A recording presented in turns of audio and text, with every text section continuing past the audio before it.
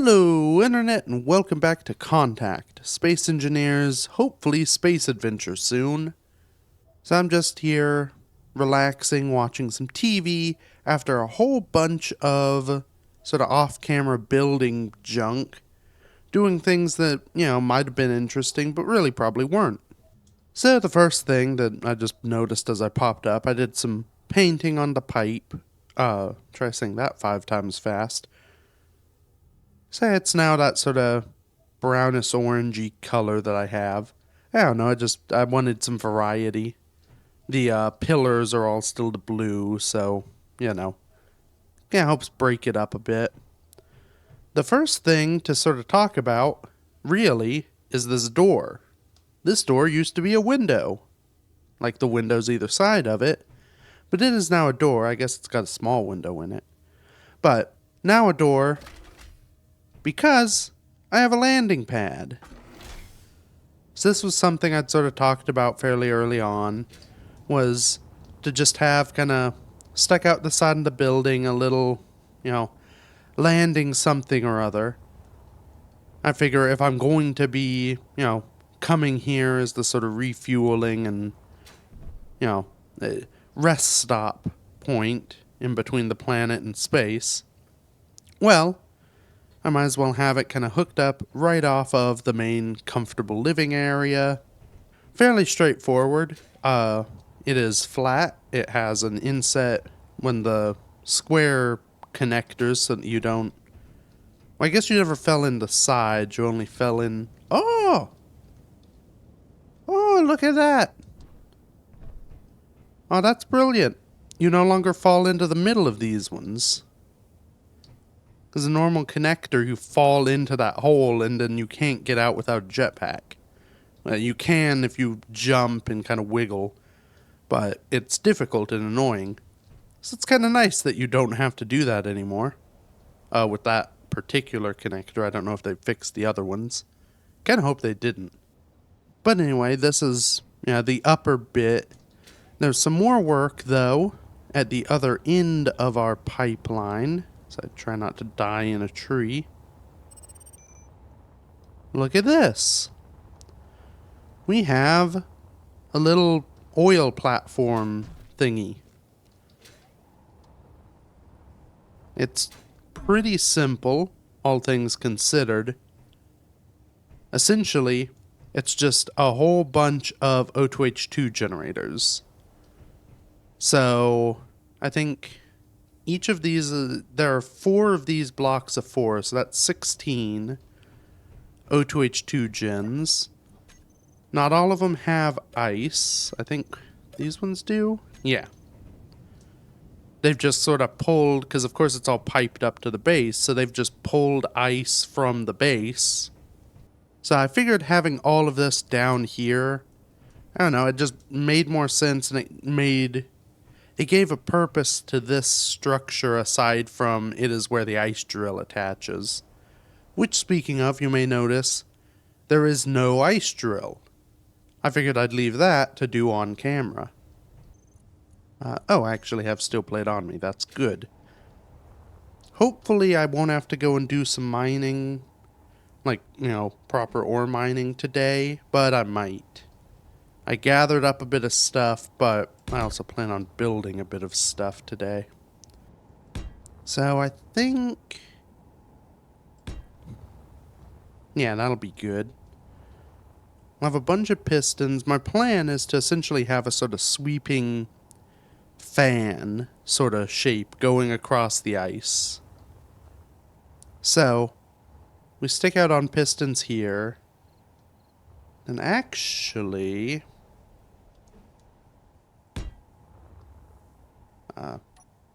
of course, I start at the end of the day, as I often tend to.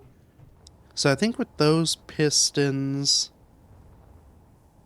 I may be able to just get away with a sort of L bend here. Another... do I even... yeah, I think I need another...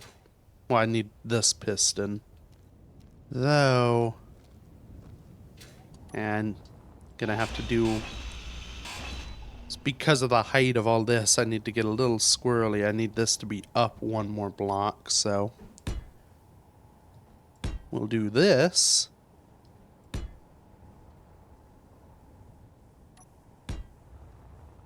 Then our down sort of pushing piston.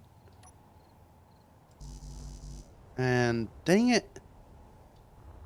I think I'm still just too low. This isn't strictly necessary, but given the piston is kind of coming up here, I figure I might as well have these be connection points.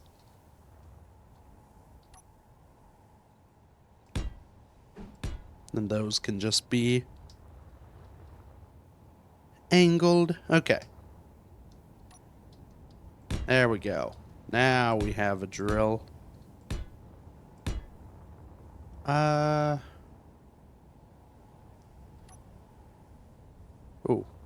Okay, I may need to share some inertia tensors.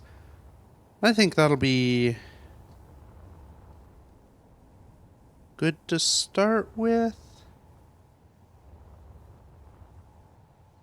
Yeah, probably. So it's sort of lulling naturally to one side, which showcases what this is going to do. It'll sort of move from side to side, sweeping in a big arc the ice. As these things push forward, I'll probably use some event controllers to make all of that, timed correctly.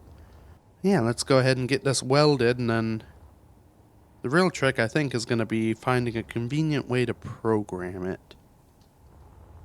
Just because I have to remember how to do that.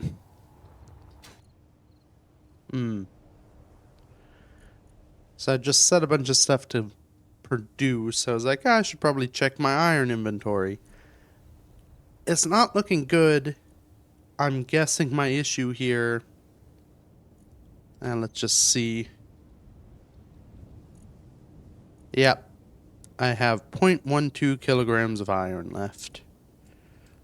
Just out of curiosity, how much? Okay, so I have 5k nickel. 8k nickel.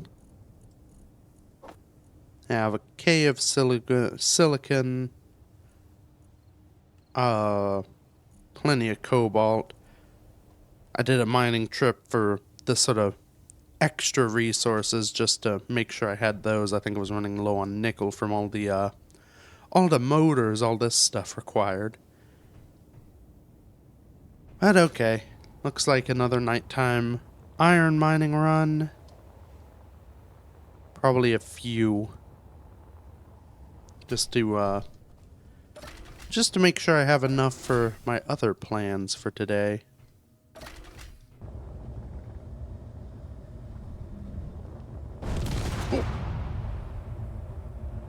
Okay, that wasn't great. Why did I do... it's thundering. Let's just get above. I guess I got a little, oh boy, overzealous with my diving in. Let's see what the damage is. Yeah, pretty extensive. Yeah, I lost two hole thrusters and a piece of decorative armor. No. I'll have to reorder that stuff, and I need to take some of this iron with me. Because I need something to turn into parts. Ooh. Flying through pea soup. Luckily I have GPSs, so otherwise I would not know what I was looking at, though. Hopefully I can see better once I get close. Because seeing the ground is usually nice. Okay.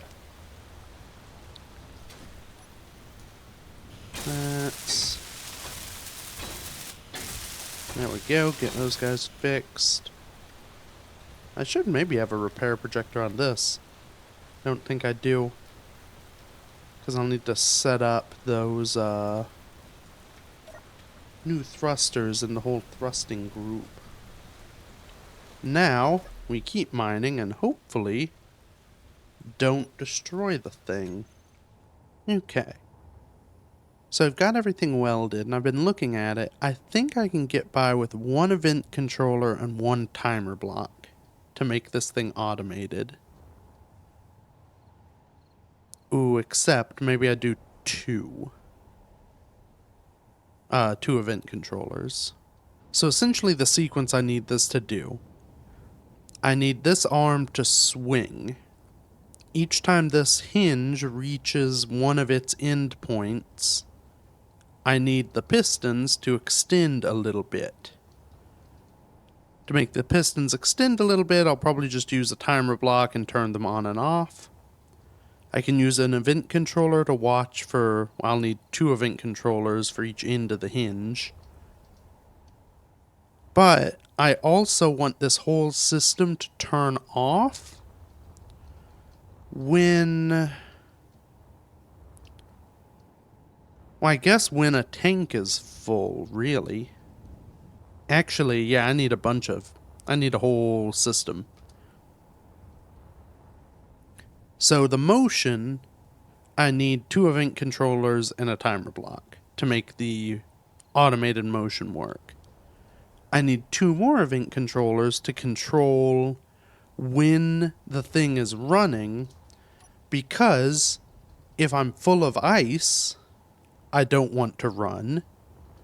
And if I'm full of hydrogen, I don't want to run. Now the big challenge here... The big challenge here is I am going to need... I think I'm going to need a weird sorter cargo container mechanism somehow. Because I don't want to fill the entire base with ice. I mean, I guess I kind of do, but I also need some room in it for cargo. So I'm wondering if I have a separate cargo container down here that all the ice goes into. And then I have a sorter in this loop so that when... Basically, it would keep ice from going up to the main structure? Yeah, that should still work, because I can still manually mine ice for the engine and stuff up there as needed. And it'll get hydrogen from down here, but all the ice... Yeah, all the ice will stay here.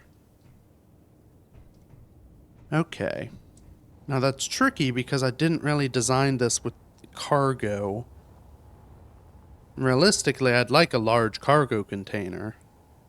I could just cut out some of down here and have a cargo container down here. Kind of kills the look of the place. I guess the other option... Maybe I don't need all these refineries. Maybe I get rid of these and put a cargo container here. Yeah, I like that idea. Namely because it doesn't mess too much with my design aesthetic. Now I believe... Nah, these do have some ice in them.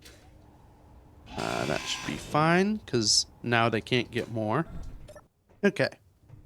So, we have our inline sorter. Now, I don't know if the arrows matter. I can't remember. When I tried to use one of these last, the arrows didn't matter in that they let things flow back and forth. Either this will pull all the ice... Actually, if the arrows do matter, I think... Yeah, if the arrows do matter, I think this will work.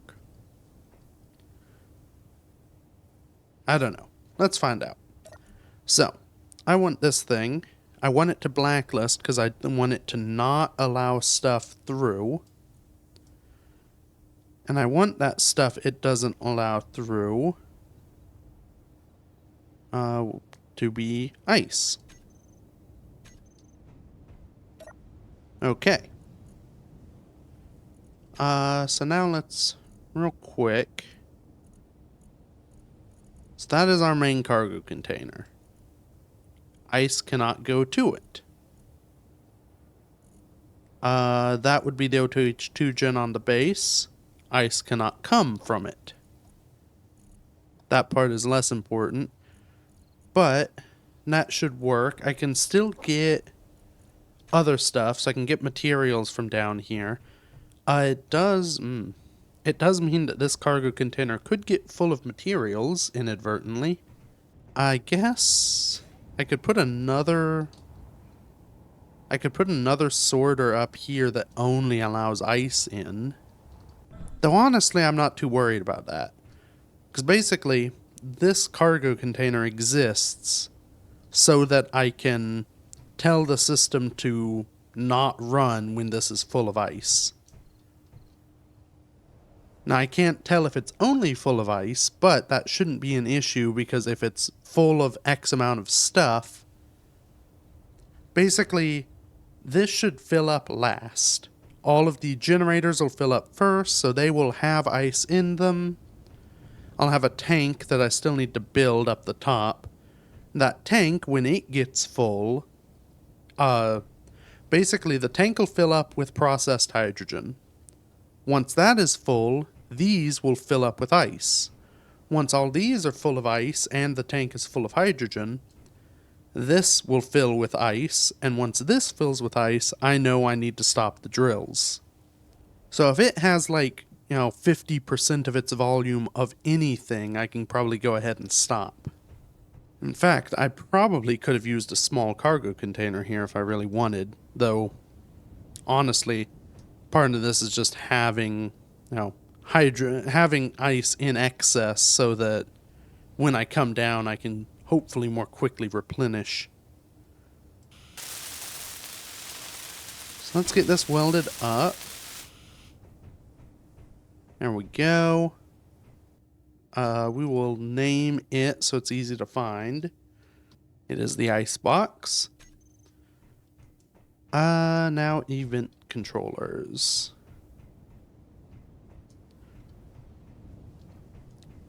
Don't really have a good spot aesthetically for them. Guess I could put them here. Alright, day is breaking and we have event controllers. So I got one up here, these two here, and then the timer block is just down stuck under there. So I should be ready to rock. I've named all the pistons and hinges.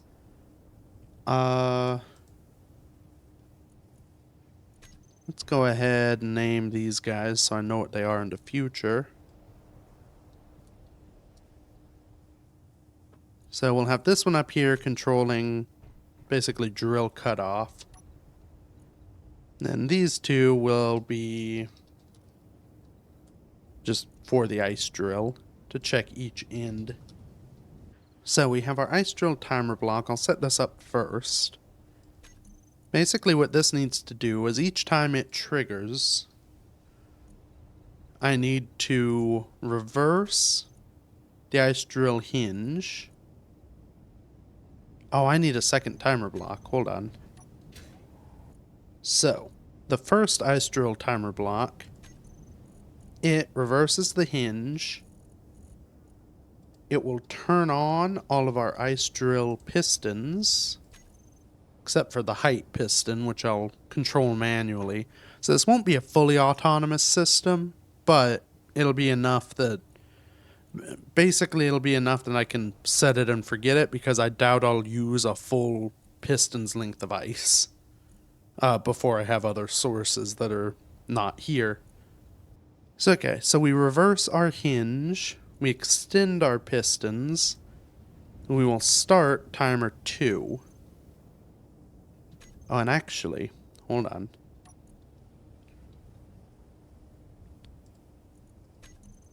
I don't want to reverse my hinge there. I could, but if I don't reverse my hinge there, I instead will start timer block 2. So if I have timer block 2 reverse the hinge, the sequence that happens here, when the hinge reaches one end, it will trigger timer block 1. Timer block 1 will start the pistons extending, meaning the hinge is stuck at the far right side, we'll say, as it pushes forward. Then, once the pistons stop pushing forward, triggering the hinge to reverse here means they push forward fully before the next arc. It's not super critical in the long run, you'd still hit the same area, but it feels, I don't know, it feels more intentionally correct. So we'll reverse that.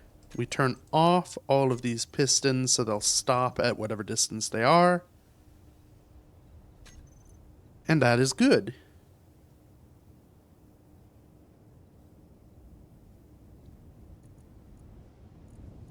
Now, the question is how far to extend. We may just have to figure that out. So I know I don't want these pushing at full speed. Yeah, we'll do 0.01. We'll leave it at 10 seconds. So our arc is 5 pistons long. Or 5, what? Our arc is 5 drills long. So, as those drills kind of sweep forward, I don't want to get to the point where I'm leaving ridges. So I want to push like 4 blocks probably forward and then do another arc. This all makes sense in my head. It probably makes no sense out loud. I'm going to leave it as it is and see what happens and fix it if it doesn't work. So our ice timers are set up. Now I need to set up the event controllers for it. So they will look for... what is it? Is it just angle changed? Angle changed works. I thought there was one for hinges. Okay. The thing I'm remembering, I guess I'm misremembering. This'll work. So... which, I guess it doesn't really matter, does it, as long as they're opposite. This one, if it is equal to or greater than, we'll say 88 degrees. That way there's a little bit of an overlap threshold. So equal or greater than 88, we will, there are a lot of hinges. Yep, so if our ice drill hinge is greater than 88, we trigger our ice timer to trigger, and then if our angle is equal or less than negative 88 on the ice hinge, we don't open the custom data. We do the same trigger now. So that should detect when the drill gets far left and then far right of its position. Let's just kind of bring it out so it's in the middle-ish. And that jiggling reminded me I need to set up some things. So let's share inertia tensor on that. And then this actual mechanism should be okay to not share. So I think the hinge should be set up now. So my event can triggers? That's not it. Kind of works. Event controllers. Yeah, it should do the thing. Let's go ahead and get all the drills drilling.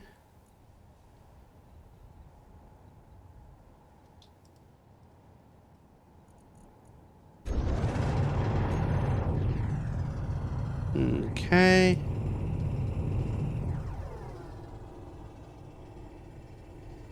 Ooh. Here. I will turn... So what is... Okay. The tick mark is negative, so it's currently pushing towards positive. I'm going to turn off the positive event controller so that it can start all the way over. Because otherwise, as soon as the hinge got there, it would start pushing pistons. Yep, so this is our positive. We'll turn that off for now. 0.2 is probably safe for the velocity. I don't want to go too fast, otherwise it will, well, smash smash drills off, which isn't good for a drill. Okay, once it gets all the way over there, I'm going to lower the piston until the drills are within the ice enough that they'll be able to, you know, drill a good amount, but keep sweeping through. Although I guess, actually, hold on. Before I get this all running, I should set up the off just in case I fill up this tank immediately. Yep, so I did name that one. So for this, I want cargo filled. I'm going to say 75%, just because that's a ton of ice to fill a large cargo container. So I'll do that on the ice box. So when it gets full, how do I want... How do I want to control everything? So I'll need to turn off the drills. I guess, actually, I can just turn off the drills and the hinge, and that should stop the whole system. Because the event controllers trigger when it's at one end or another. The likelihood that well, even if I'm at one end and it turns off, it should hit the 88 degrees, start pushing back the other way. Yeah, that'll work. Okay. So you just need to control all of the drills and hinge, and probably that spinny light too. So, when the event controller triggers, because the cargo container is 75% full, it will turn off the drills, otherwise it turns them on. Same with the hinge, it turns it off, and then when the tank is, I guess, below 75%, it turns on again. Off and on. I could, I guess, have a second event controller for this, so it doesn't turn on until the thing is empty.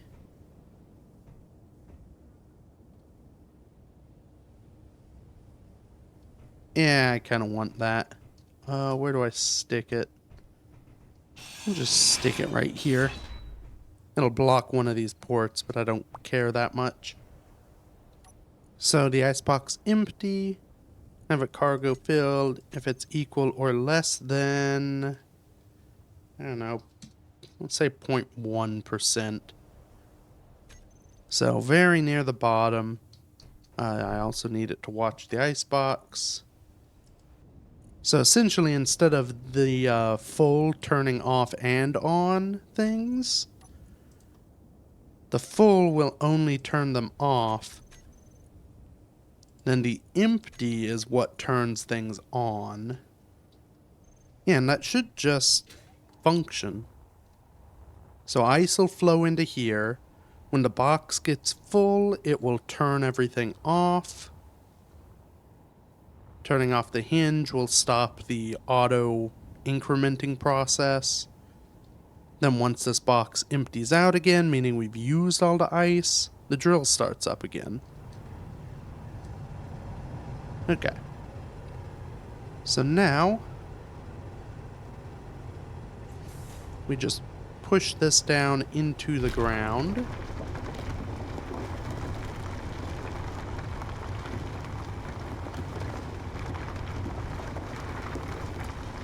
And it get good and deep so that we get some good ice. I'm getting a very small bit of stone from this as well, which is probably useful for the few materials it gives. Okay. That's probably safe. The idea here too, so these pistons will increment their way out. Once it gets pushed all the way out, I can lower these drills even further and get even more ice without messing up any of the push forward mechanism. Our hinge is moving very slowly. Let's reverse it. Start it's on its way. Is that outer drill clearing? Yes, but it could probably go a little slower. Try negative 0.15. Yeah, that feels like it's safely mining out its own path. Now, what is our... Yeah, we're filling with ice quite quickly. Looks like all of these have ice in them. I don't think any of it's being used because we don't have a tank to use it. Okay, let's turn that on so that it's ready. Okay,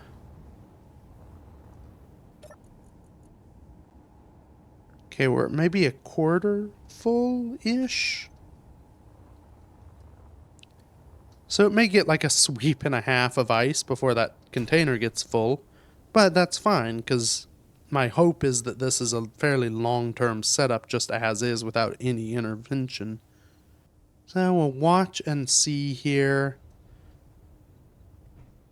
Once it finishes its arc, I want to make sure that it actually starts swinging back. Make sure these pistons are right and that the time they're on is good. All right.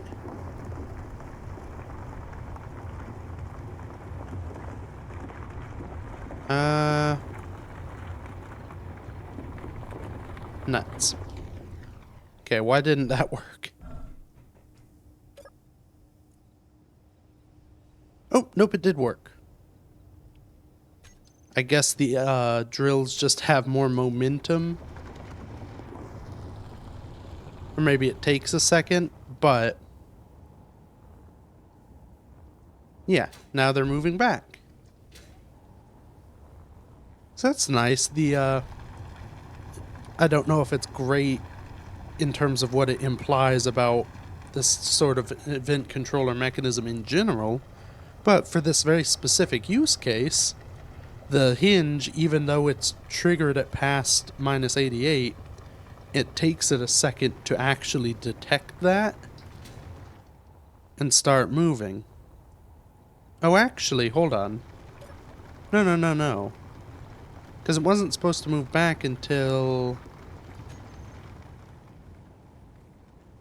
no, I've goofed it. It's moving back, which is correct. But it wasn't supposed to do that. It was supposed to trigger the timer blocks. So the timer blocks have gone wrong. Why is that?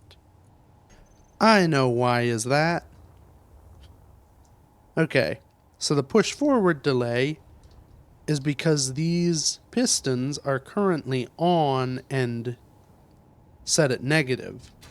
For my mechanism to work, these pistons need to be off and set to a positive velocity. So I didn't finish setting up. That is why things broke. Oh, no, they are off. The timers would have set them off. So, that's 0.01. Their velocity. Okay, so at the swing back, now they will push forward. And that explains that time delay, because the hinge is still rotating back as the things push forward. We are very nearly at 75% full. Yeah, 71.7%. So we should get one push forward before it closes up. Okay, we are approaching push forward time. Here we go.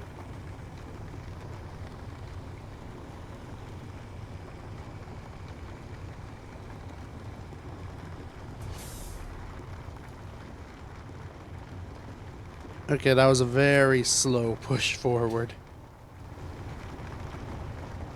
We'll get a little more ice, but I could do better. How far did that? Yeah. We have gone 0.1 meter, which is the speed they're set to. So it was a 1 second push, essentially. Which, wait. No, they're set to 0.01. So a 10-second push, which is what I did, because that's a... Oh, this math is easy math. So their velocity is 0.01 meters a second. So that's how far they move. So every 10 seconds, they move 0.1 of a meter. So if I want them to move a meter forward, which is one large block, I need 100 seconds. Okay, now we wait for it again. Except, this event controller will tell us. Ooh. We'll see. With the very... We're just barely scraping a little more ice off this front wall. I mean, is even... Okay. It's enough that, yeah, there's just a tiny bit more voxel deformation. Will the hinge reach the other end and push forward before we fill up on fuel and the whole mechanism stops? Fuel low. Oh, speaking of filling up on fuel, conveniently, Fuel critical. there's a great source of it all around me. We're getting close. Let's just hang out here and watch. If the entire mechanism shuts down, we know what happened. Coincidentally, we should probably be watching the other thing to make sure it does shut down when it's supposed to. Alright. 88. We're pushing forward. Let's go down here. Wait.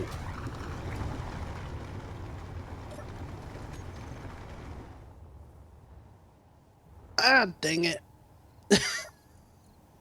Oh. I changed the wrong timer.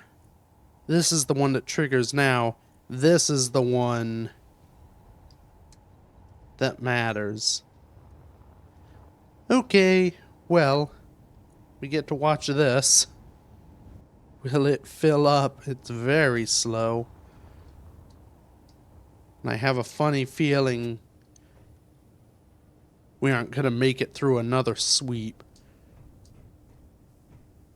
I'm going to wait and make sure this system works. Then I'm going to go up and build the tank.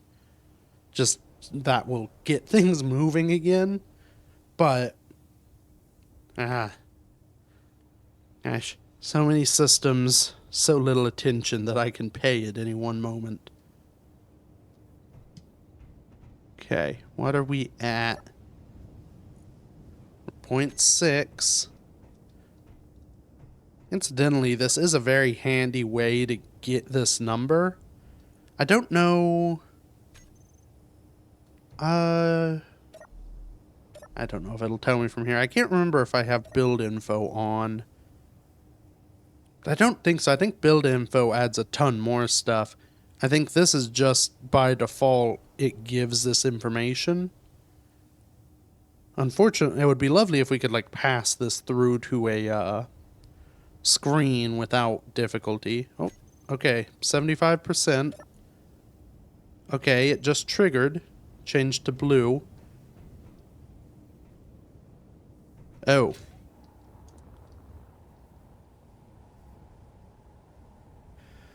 Oh. Okay. That's a flaw. So it worked. It turned off the hinge. The issue I forgot about, by default, the hinges have braking torque, have no braking torque. So they just free flop when they turn off. Okay. That's good. And yeah, we're just... So once that empties, this should turn on automatically. And then we'll be pretty close to our trigger point for the actual push forward and be able to test that. Okay. Let's go build a tank and see if one tank is enough to drain a large cargo container of ice. I don't think it is. Now, I do have to make a decision. Where do the tanks live? I could just stick them down here underneath the landing pad. Though admittedly, well, I guess it could be a bad idea in-game. It mostly isn't because I doubt I'll ever burn through this entire deck. I guess I could crash through it. Yeah, having the fuel tanks right below where the rocket lands is... It doesn't seem like the right decision. The alternative... Actually, yeah, the alternative is I have it... I think there's a port... Yeah. There's a port right there. I have them off over here. Kind of in front in this sort of... It's hard to see at night, but my road does a big sweep to accommodate for the relatively low turning circle of my truck. So I could have a little tank farm sitting here. It'll help, again, kind of expand and desymmetrify the base, which is already... Again, hard to see at night, but it's pretty unsymmetrical now. Yeah, and I could have some pipes running off to the tanks. I think this will look good. Alright. That should do it. So we've got 2 fuel tanks now.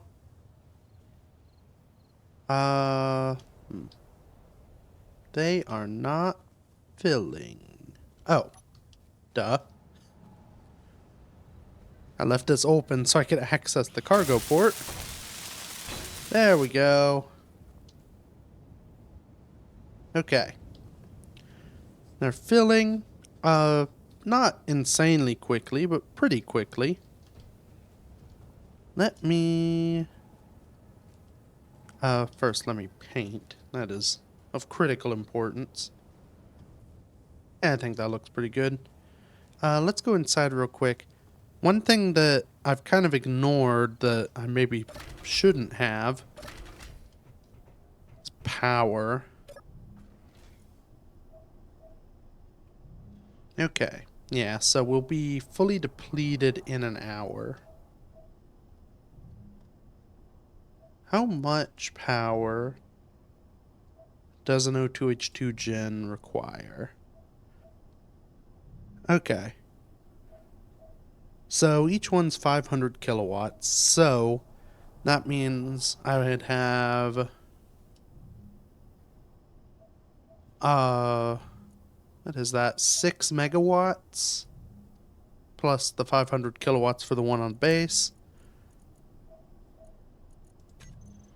Now, how much power do I produce?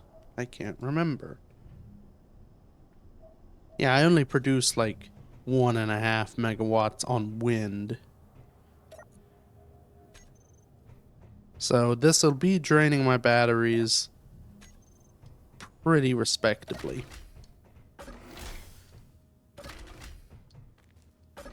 Do I build more wind power? Oh. I need more hydrogen first. Let's go see what's going on down here. How quickly we are burning through our ice down here.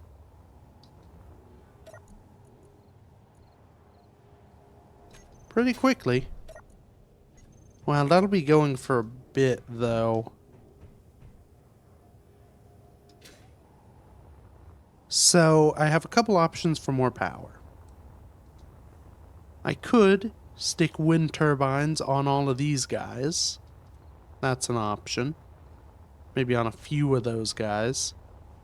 Or I could extend and build another whole tower. Truthfully, I kind of like the idea of another tower. 'Cause I feel like it does make sense to have, you know, I left room for this to be expanded. Makes sense for it to be expanded. Alright, well, it's kind of hard to see what's going on, but the towers are welded up. I added some nice blinky lights so that you know not to ram into the tops of them. Now, let's go and check on our hydrogen dealio. Those are still off. What is it saying? Okay, so we're down to 39%. I should have checked at the tanks while I was at the tanks, but tanks are filling pretty reliably. All of these are running. Let's check our batteries. Okay, well, so I'm not, I'm not really, I've improved, but I've not fixed the problem. I am still losing power. But we have the hydrogen engine, which can kick on and, ooh. Let's go poke at that real quick. Is there a convenient way? I don't think there is. I was just thinking, is there a convenient way to make it so that it can only pull hydrogen out of this tank? And the answer is no. So this whole hydrogen engine system with the event controllers is pretty much broken now. That's not great. But, it's what happens. I guess in reality, if the engine is constantly running, it'll still turn off when the batteries are full. It's just, it won't turn off when the fuel's low because it'll never be out of fuel. But it'll also, in theory, it'll burn all of that and can turn on the drill rig, because if the base runs out of fuel entirely, the drill rig will turn on. Yeah, so I think that's pretty good. We'll end it here looking up at the light of the moon, the breaking of a new day, the flashing of lights that, interestingly, they time with the lighting on the pad pretty well because of, the universal offset thing. Yeah, I'd say this was a pretty good episode. We did not do the whole build a spaceship thing that I planned on doing, but I guess next time we'll build a spaceship and go to space. So for now, thank you everybody so much for watching. Feel free to subscribe, dingle the bells, or, just watch more of my stuff. It's always appreciated. And until next week, bye-bye.